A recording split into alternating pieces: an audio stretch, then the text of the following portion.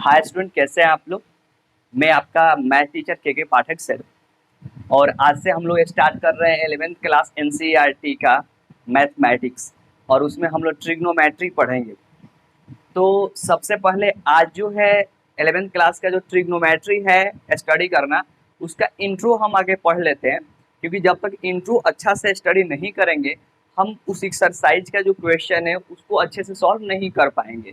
तो ट्रिग्नोमेट्री को स्टडी करने से पहले ये जो एक्सरसाइज है, इसको बहुत अच्छे से मतलब कि समझना पड़ेगा। क्योंकि जब इसे हम अच्छे से समझेंगे नहीं, तो पूरा ट्रिग्नोमेट्री 11th क्लास का हम नहीं पढ़ पाएंगे। तो चलिए, आइए let us start new chapter of 11th class trigonometry. तो 10th क्लास का जब मैं ट्रिग्नोमेट्री आप लोगों को पढ़ा रहा था, तो उसका स्टडी हम लोग किए हुए थे। तो उससे पहले मैंने आपको उसका इंट्रोडक्शन पढ़ाया था। तो चलिए फिर से उसके बारे में हम जानते हैं। देखिए, जो ये ट्रिग्नोमेट्री है ना, हम आज पढ़ रहे हैं 11th class trigonometry.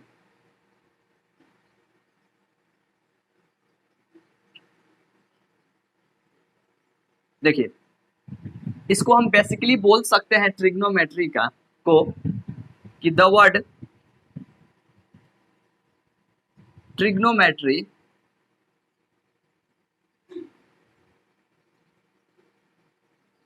Drive from the Greek words. देखिए, जो ये ट्रिग्नोमेट्री है ना, यह ग्रीक के वर्ड से इसको ड्राइव किया गया है, इसको प्राप्त किया गया है, इसको बनाया गया है।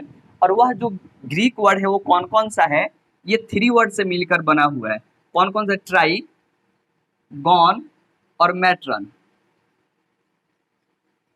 देखो, ट्राई का मतलब होता है 3, गॉन का मतलब होता है साइड, और मैट्रन का मतलब होता है मेजरिंग। ठीक है, तो ध्यान दीजिएगा। बेसिकली ट्रिग्नोमेट्री जो होता है, वह हम उसके मतलब कि एक ट्राइंगल है, कोई सा भी ट्राइंगल हो गया, ये ए, ये बी और सी, कोई सा भी ट्राइंगल होगा, इक्वलेटरल हो जाएगा, राइट एंगल ट्राइंगल हो गया, कोई सा भी ट्राइंगल हो गया, उसके बीच का देखिए साइड जो है ना, ये वाला साइड ए बी साइड है, ए सी साइड है, और बी सी क्या है? साइड है। तो ध्यान दीजिएगा, साइड और इनके बीच जो बना हुआ एंगल होता है ना, उस एंगल के बीच के रिलेशनशिप के बारे में हम स्टडी करते हैं ट्रिग्नोमेट्री में। ट्रिग्नोमेट्री में क्या होता है कि ट्रिग्नोमेट्री में एक ट्राइंगल के 2 साइड और उनके बीच बना हुआ एंगल होता है, उसके बीच के रिलेशन को हम क्या करते हैं? स्टडी करते हैं। किसमें? ट्रिग्नोमेट्री में। तो इसका डेफिनेशन अगर लिखना हो तो हम ट्रिग्नोमेट्री का डेफिनेशन लिख सकते हैं। Trigonometry is the branch of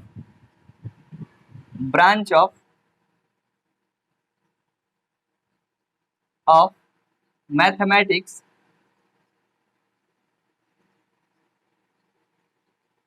in which we study about relationship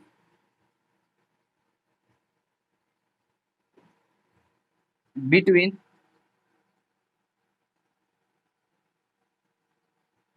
side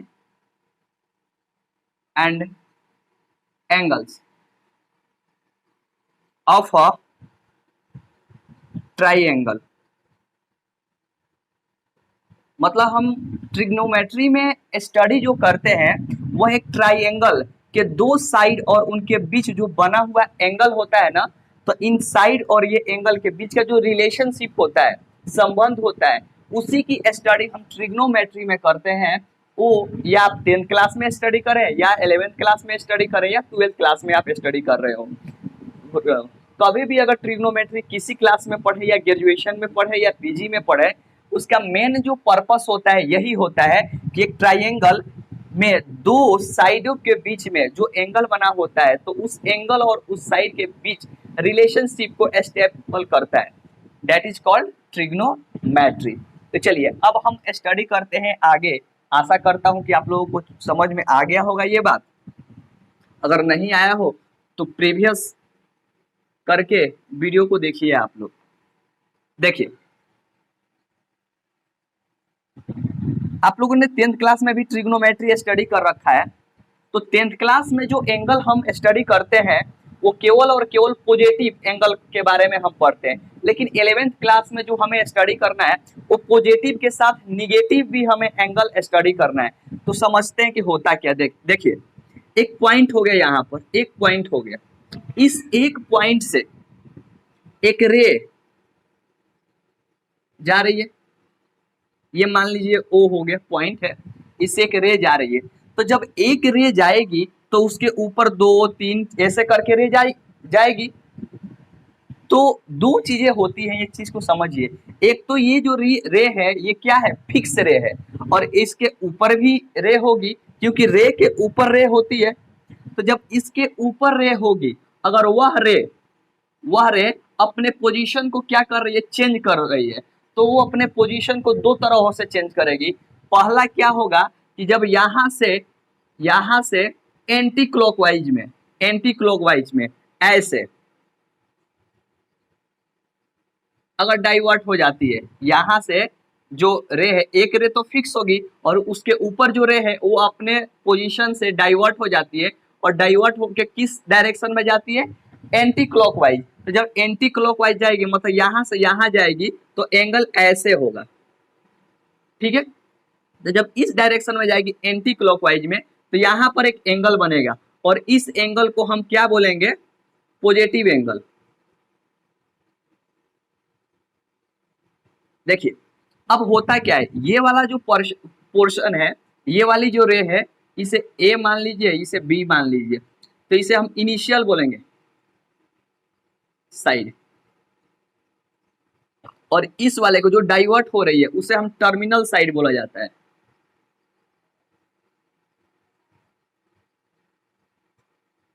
उसे क्या बोलेंगे, टर्मिनल साइड, ठीक है। एक केस तो हमारा ये हो गया। अब ध्यान दीजिए केस सेकेंड है।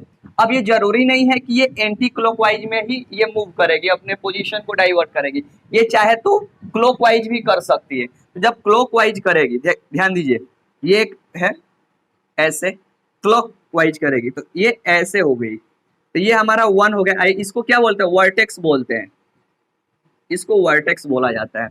अब ध्यान दीजिए, ये ए हो गया, ये बी हो गया, ये इसे तो हम वर्टेक्स ही बोलेंगे,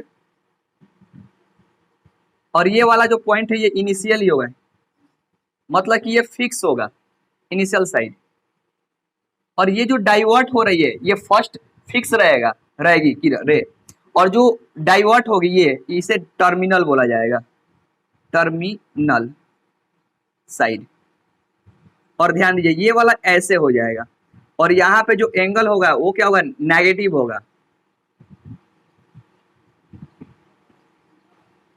नेगेटिव। यहाँ पे एंटी क्लॉकवाइज घूमेगी तो क्या होगा, पॉजिटिव एंगल हो जाएगा, और यहाँ नेगेटिव होगा तो क्या होगा, क्लॉकवाइज में घूमेगी। मतलब कि एक पॉइंट से जब रे गुजरेगी तो क्या होगा, उसके ऊपर एक तो होगा फिक्स रे, और दूसरी क्या होगी रे, वो उसके ऊपर सेकेंडरी रे। तो सेकेंडरी रे क्या होगा कि करेगी कि अपने पोजीशन को चेंज करेगी। तो जब अपने पोजीशन को चेंज करेगी तो दो डायरेक्शन में जाएगी, या तो एक एंटी क्लॉकवाइज में जा सकती है या तो क्लॉकवाइज में जाएगी। तो जब एंटी क्लॉकवाइज डायरेक्शन में जाएगी तो जो एंगल बनेगा इनिशियल साइड और टर्मिनल साइड के बीच में वो पॉजिटिव एंगल होगा। और ध्यान दीजिए इस में जब क्लॉकवाइज डायरेक्शन में डाइवर्ट होगी तो इनिशियल साइड और टर्मिनल साइड के बीच में एक एंगल बनेगा, उस एंगल को क्या बोलते हैं, नेगेटिव एंगल, ठीक है। अब चीजों को बहुत अच्छे से और समझते हैं।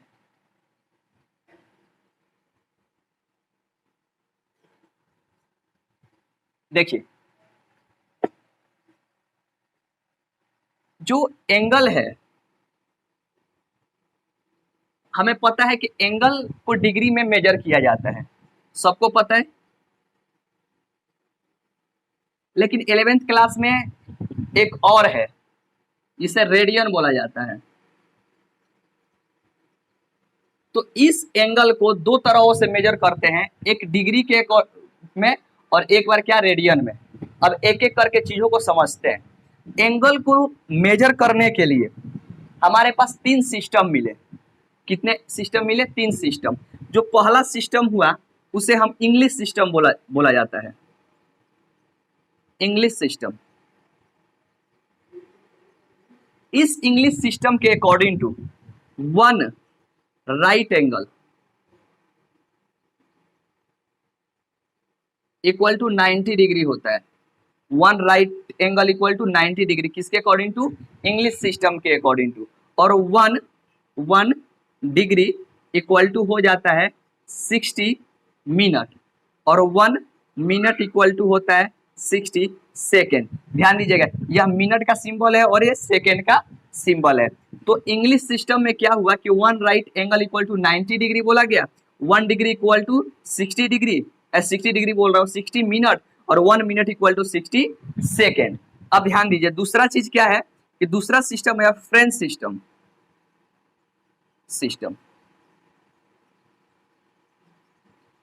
इसे हम, इसका एक और नाम है, इसे सेंटिमल सिस्टम भी बोला जाता है। इसमें बोला गया कि one right angle equal to, इसमें तो 90 डिग्री बोला गया, लेकिन इसमें बोला गया 100 ग्रेड, G4 ग्रेड, ठीक है। उसके बाद बोला गया कि 1 ग्रेड इक्वल टू 100 मिनट, और 1 मिनट इक्वल टू 100 सेकेंड, ठीक है। ये किस में बोला गया? फ्रेंच सिस्टम में। तीसरा आया हमारे पास, थर्ड, वो आया सर्कुलर सिस्टम।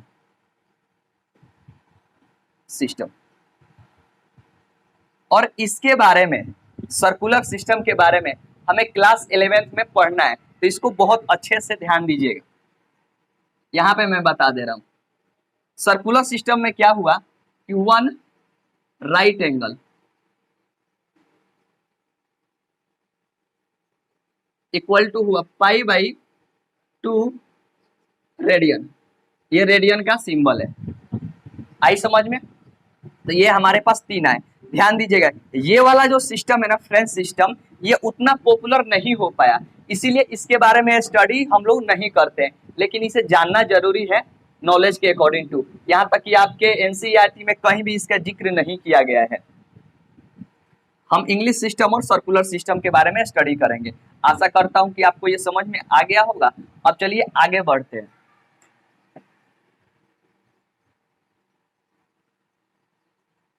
देखिए, बहुत ही अच्छे से आप समझिएगा कि एक ये पॉइंट हो गया, ठीक है, इस पॉइंट से एक ऐसे एक रेडियस हो गया, और यहां से एक ऐसे एंगल हो गया। अब ध्यान दीजिएगा, यहां पे एक आर्क कट किया जा रहा है, आर्क ऐसे।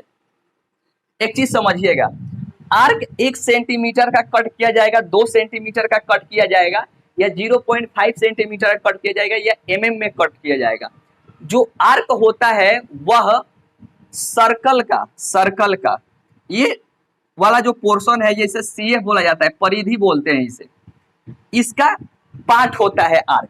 आर्क क्या होता है? आर्क सर्कल के CF का एक पार्ट होता है। वो पार्ट थोड़ा सा हो सकता है, मतलब कि 1 सेंटीमीटर हो सकता है, इसका 0.5 सेंटीमीटर हो सकता है, लेकिन आर्क कभी भी कट किया जाएगा ना, तो वह सर्कल के CF का ही क्या होता है?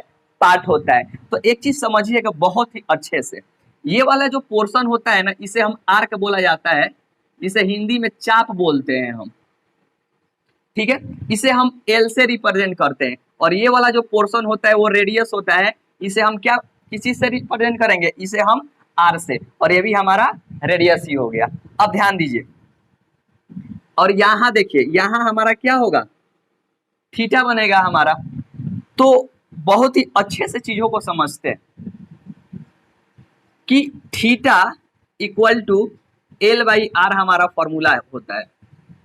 थीटा इक्वल टू क्या होता है, एल बाई आर। अगर यहाँ पे एंगल हमें फाइंड आउट करना हो, अगर हमारा आर्क दिया है और रेडियस दिया हुआ है, तो आर्क में डिवाइड कर देंगे रेडियस से, जो हमारा आंसर आएगा वो थीटा होगा।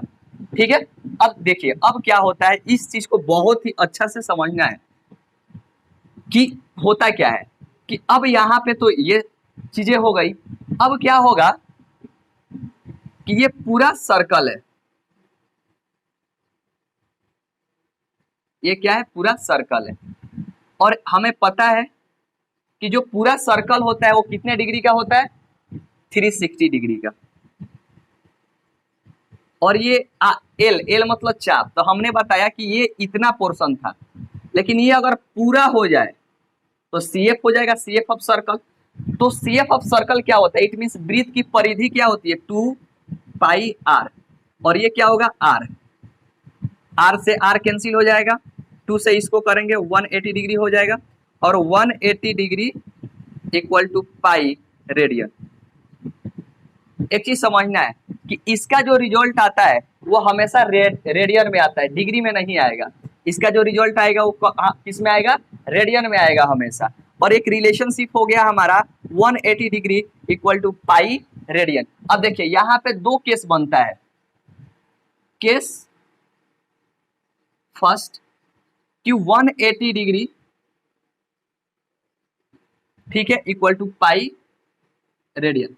ठीक है, इसलिए 1 degree equal to pi by 180 radian. ठीक है, और केस सेकेंड हो जाता है कि pi radian equal to 180 degree, इसलिए 1 radian equal to 180 by pi.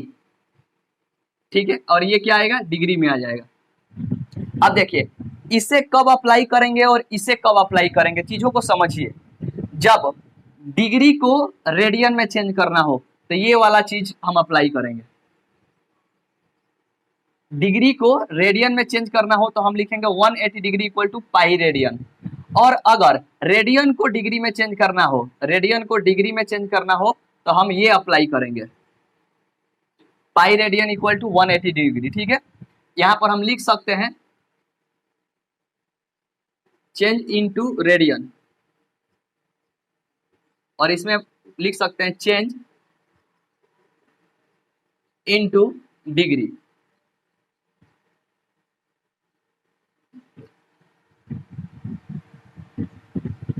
ठीक है, देखिए जब डिग्री में चेंज करना हो तो क्या होगा, 180 डिग्री लास्ट में होगा, और जब रेडियन में चेंज करना होगा तो पाई रेडियन क्या होगा, लास्ट में।